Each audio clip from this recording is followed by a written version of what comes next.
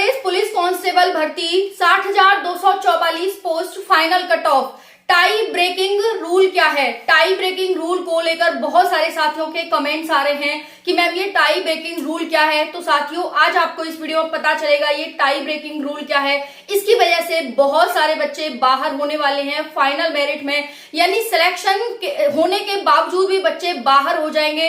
तो सिलेक्शन अब बस भगवान भरोसे है, बस भगवान ही सिलेक्शन करा सकते हैं। और यहाँ पर साथियों ये जो आपके फाइनल मेरिट आएगी ये कब आएगी और इसमें स्कोर कार्ड जो दिखेगा हमें, उसमें नॉर्मलाइजेशन मार्क्स कैसे दिखेंगे हमें? क्या सबके नॉर्मलाइजेशन मार्क्स दिखेंगे या सिर्फ फिजिकल पास करने वाले साथियों के ही नॉर्मलाइजेशन मार्क्स दिखेंगे या स्कोर कार्ड दिखेगा? सारी जानकारी आज आपको इस वीडियो में मिलने वाली है। बहुत सारे साथी हैं साथियों, आपको बाद में वो जो चीज पता चले वो पहले ही पता चल जाए, इस वीडियो के माध्यम से आपके लिए यही प्रयास किया जा रहा है। तो चलिए बात करते हैं UP police constable 60,244 post final result.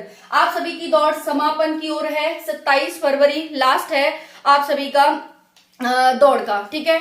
अब देखिए यहाँ पर बात करते हैं, बहुत से बच्चे होंगे बाहर फाइनल मेरिट में। ये तो साथियों आपको पता ही है कि 60,244 पोस्ट हैं, लेकिन जो बच्चे फिजिकल पास करेंगे वो लगभग 1 लाख प्लस, यानी 1,10,000 20,000 के बीच में बच्चे फिजिकल पास करने वाले हैं। तो इतने बच्चों का तो सिलेक्शन होगा नहीं, सिलेक्शन तो वही 60,244 बच्चों का होगा, जिसमें जो आपकी पोस्ट है जनरल के लिए 24,102, ईडब्ल्यूएस के लिए 6,024, ओबीसी के लिए 16,264, एससी के लिए 12,650 एंड एसटी के लिए 1,204। साथियों कल मैंने नॉर्मलाइजेशन किसको कितना मिलेगा इस पर वीडियो बनाई थी, अगर आपने नहीं देखी है तो मेक श्योर कि आप उसे देख लेना, जिससे कि आपको पता चल जाएगा कि आपको कितना नॉर्मलाइजेशन मिलेगा, जिससे कि आपको अपना सेफ स्कोर पता चलेगा और फाइनल में आप सिलेक्ट होंगे या नहीं इसका भी अंदाजा आपको लग जाएगा। साथियों एक और चीज है यहाँ पर कि 60,244 में बुलाए जाने थे आयोग के द्वारा 1,50,000 समथिंग साथी, लेकिन बुलाए गए हैं 1,77,000 समथिंग साथी। अब यहाँ पर इतने बच्चे ज्यादा क्यों बुलाए गए? तो इसका रीजन है कि सेम मार्क्स वाले बच्चों को भी फिजिकल में बुलाया गया है, डीवीपीएसटी में फिजिकल में बुलाया गया था। तो भाई अब ये सेम मार्क्स वाले किस आधार पर बाहर होंगे? क्योंकि फिर से कहूंगी कि सिलेक्शन तो 60,244 बच्चों का ही होगा। तो चलिए आइए देखते हैं यहाँ पर, बस सिलेक्शन भगवान भरोसे है भाई, अगर किस्मत अच्छी हुई तो हो जाएगा, नहीं तो फिर वही है ना। तो देखिए यहाँ पर ये टाई ब्रेकिंग रूल क्या है इसको समझ लेते हैं। ये क्या बहुत बड़ा धोखा है कि भाई इतने बच्चों को फिजिकल में बुलाकर डीवीपीएसटी में बुला करके अब बाहर कर देंगे फाइनल में, तो एक तरह से धोखा ही हुआ। पहले तो आपने उम्मीद दे दी, अब बाद में आप बाहर कर देंगे, है ना। तो चलिए देखते हैं यहाँ पर साथियों 1,10,000 से 20,000 समथिंग साथी हैं यहाँ पर जो फिजिकल में पास करने वाले हैं। अब यहाँ पर आता है सेम मार्क्स का जो सवाल है वो सेम मार्क्स का उठता है कि सेम मार्क्स कैंडिडेट के सिलेक्शन किस आधार पर होंगे। अब देखिए सेम मार्क्स वाले बाहर होंगे, लेकिन किस आधार पर होंगे? तो समझ लीजिए यहाँ पर कि किस आधार पर होंगे। ये सब मैं पिछली भर्तियों को एनालाइज करके उसके आधार पर ही आपको बता रही हूँ कि भाई इस तरह से बच्चों को बाहर फेंक दिया जाता है, निकाल दिया जाता है। तो यहाँ पर ध्यान से समझेंगे आप सभी। देखिए पहला है आप सभी को किस आधार पर बाहर किया जाएगा, जिसको भी बाहर किया जाएगा। पहला है भाई आप सभी की मार्कशीट। मार्कशीट का मतलब है कि आपको पता है कि इसमें 12th प्लस जो क्वालिफिकेशन रखी गई थी, 12th क्वालिफिकेशन रखी गई थी। अगर आपने ग्रेजुएशन, पोस्ट ग्रेजुएशन, कोई डिप्लोमा, डिग्री की है तो फिर यहाँ पर 12th वाले को, मान लीजिए सेम मार्क्स हैं तो यहाँ पर 12th वाले को नहीं लिया जाएगा, तो फिर किसको लिया जाएगा? जिसने पीजी कर रखी है, यूजी कर रखी है, जिसके पास कोई डिप्लोमा डिग्री है उसको लिया जाएगा।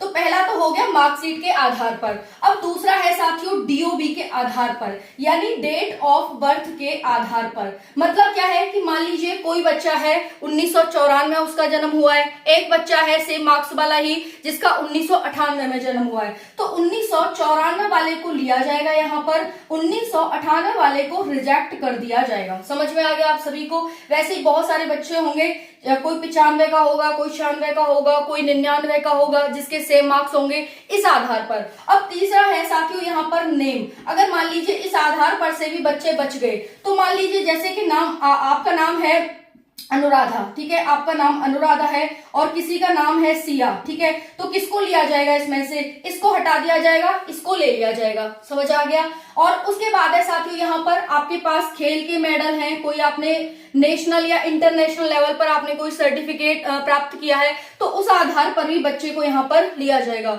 तो ये सारे क्राइटेरिया हैं जिनके आधार पर यहाँ पर सेम मार्क्स वाले बच्चों को छांटा जाएगा। समझ में आ गया आप सभी को? तो ये आपके यहाँ पर देख लिए होंगे, diploma, degree, PG, UG etcetera. अब हम बात कर लेते हैं यहाँ पर कि स्कोर कार्ड में नॉर्मलाइजेशन कैसे होगा और क्या होगा। तो देखिए, जो बच्चे फिजिकल पास करेंगे उन्हीं का ही यहाँ पर स्कोर कार्ड दिखाया जाएगा, उन्हीं का स्कोर कार्ड आएगा जो फिजिकल पास करेंगे। समझ में आ गया होगा? अब दूसरी बात है कि क्या नॉर्मलाइजेशन यहाँ पर शो होगा? साथियों, नॉर्मलाइजेशन आपका शो नहीं होगा। मतलब क्या है? मतलब ये है कि मान लीजिए आपके रॉ मार्क्स 190 हैं, ये है आपका रॉ मार्क्स। अब आपके स्कोर कार्ड में दिखा रहा है 205.2 समथिंग मार्क्स आपके दिखा रहा है, तो आप खुद ही लगा लेना कि आपको 15.2 नंबर का नॉर्मलाइजेशन मिला है। समझ में आ गया आप सभी को?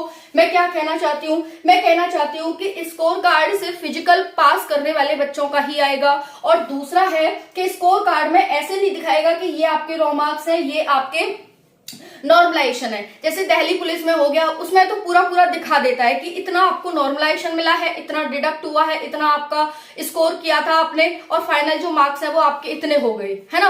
लेकिन यहाँ पर सिर्फ आपको ये मार्क्स दिखाएगा, इस तरह से अलग अलग नहीं दिखाएगा। ये बात आपको समझ आ गई होगी साथियों। अब बात आती है कि भाई इतना बड़ा धोखा मतलब क्यों? इससे अच्छा तो पहले ही 1,50,000 समथिंग बच्चों को बुला लेते। साथियों, ये है कि चलिए कोई बात नहीं, ये किस्मत के भरोसे है कि अगर आपके पास ज्यादा क्वालिफिकेशन होंगी तो आपका हो जाएगा यहाँ पर, ठीक है ना। अब भाई पहले सिर्फ उनके पास लिमिटेड बच्चे थे, लेकिन अब वो छांट सकते हैं, अब उनके पास वैरायटी ऑफ बच्चे हैं कि अब उन्हें किसको लेना है। समझ में आ गया आप सभी को? तो और ये तो बात यहाँ पर रियल है कि कोई भी बच्चा 12th पास नहीं भरा होगा, बहुत ही कम बच्चे होंगे, मतलब 1% बच्चा होगा जो 12th पास फॉर्म भरा होगा और वो दौड़ तक पहुंचा होगा, बहुत ही कम बच्चा, और इसने एग्जाम निकाला होगा। क्योंकि भाई जितने ही बच्चे होंगे वो मतलब बहुत ज्यादा हाई क्वालिफिकेशन वाले बच्चे ही होंगे इसमें, है कि नहीं? मानते हो कि नहीं इस बात को? मानते हो तो कमेंट जरूर करना कि हाँ ऐसा है।